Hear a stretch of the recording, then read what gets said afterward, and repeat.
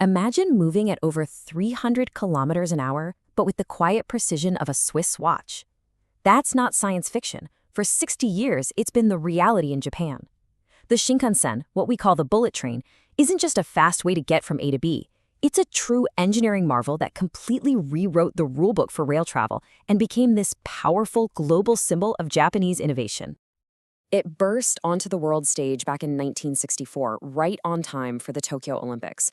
Talk about making an entrance. So in this explainer, we're going to unpack the story behind this icon. We'll look at its origins, born from a nation rebuilding itself, the incredible engineering that makes it all tick, and its huge influence on high-speed travel all across the globe. To really get the Shinkansen, you have to go back in time, to post-war Japan. The country's economy was experiencing this massive, unbelievable boom. But there was a problem. Its transportation system was old, outdated, and creaking under the pressure. Something radical had to be done. The biggest bottleneck was the Tokaido line, the crucial link between Tokyo and Osaka. I mean, this was Japan's economic artery, the busiest rail line in the world, and it was completely maxed out with both passenger and freight trains. The solution wasn't just to upgrade the old line. No, they made a much bolder decision: to build an entirely new, completely dedicated railway just for high-speed passenger trains. And that one decision, it would change everything. And the impact was immediate. The trip between Japan's two largest cities was sliced in half, from nearly 8 hours down to just 4. This was absolutely astonishing at the time. A lot of skeptics had called the project a foolish dream, but this proved them all wrong. High-speed rail wasn't a fantasy anymore. It was the future. Very quickly, the Shinkansen became so much more than a train. It was a massive source of national pride. Its sleek design and, of course, its incredible punctuality were a clear signal to the world that Japan had re-emerged from the ashes of war as a leader in cutting-edge technology. But as engineers started to push the boundaries and chase even higher speeds, they ran into a very loud and very unexpected problem. See, making a train go faster is one challenge, but making it go faster through a narrow tunnel, that's a whole different ballgame.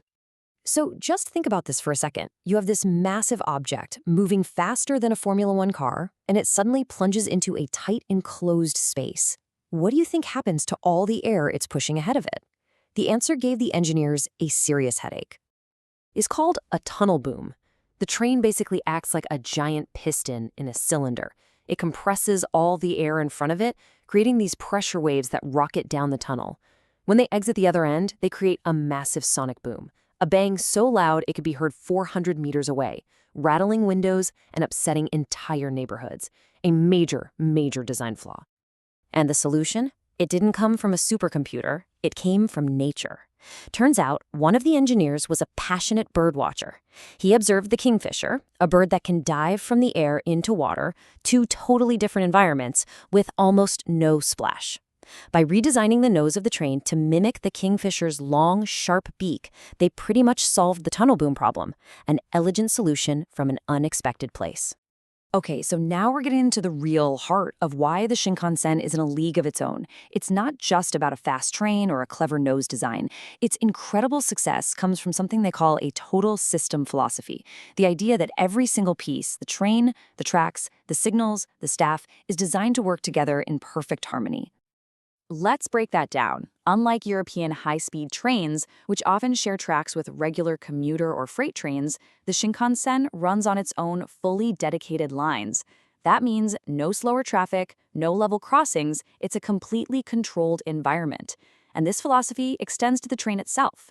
Instead of one big locomotive pulling all the cars, the Shinkansen uses distributed power, with motors on multiple cars for much smoother acceleration and braking.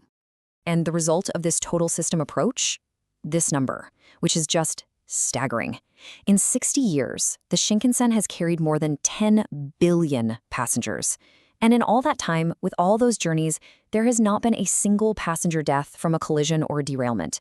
It's a safety record that is simply unmatched anywhere in the world. A perfect record like that doesn't just happen by accident. It's maintained by a relentless, almost obsessive dedication to safety and maintenance. And most of this work happens completely out of sight. So let's meet one of the system's most famous secret weapons, Dr. Yellow.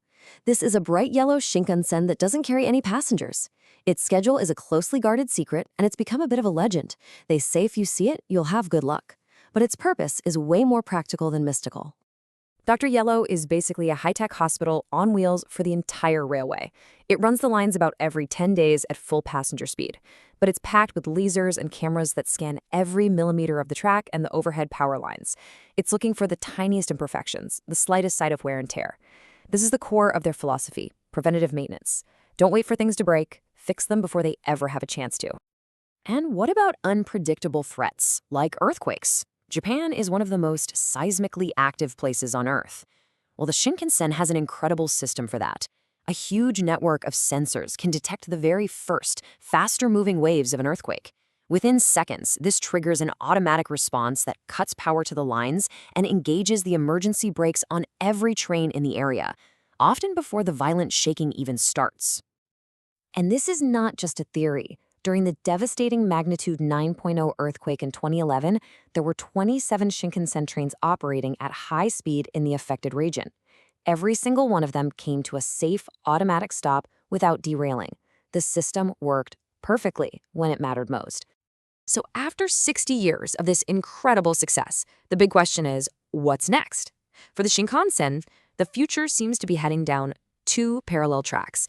One is about perfecting the system they already have, and the other is about pioneering something completely revolutionary.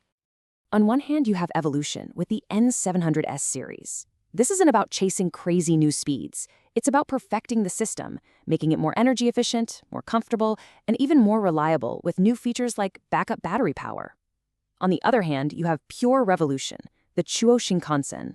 It's a maglev line that will use powerful magnets to float the train above the track, letting it hit blistering speeds of over 500 kilometers per hour. But that huge technological leap comes with some equally huge challenges.